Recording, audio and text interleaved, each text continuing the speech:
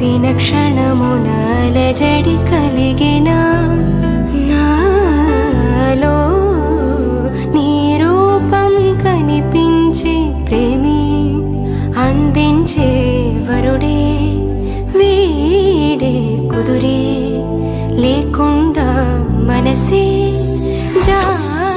తెలుగు చూడాలంటే బాపు గారు, అలాగే తెలుగు వినాలంటే వెంకటరమణ గారని మల్లపూడి.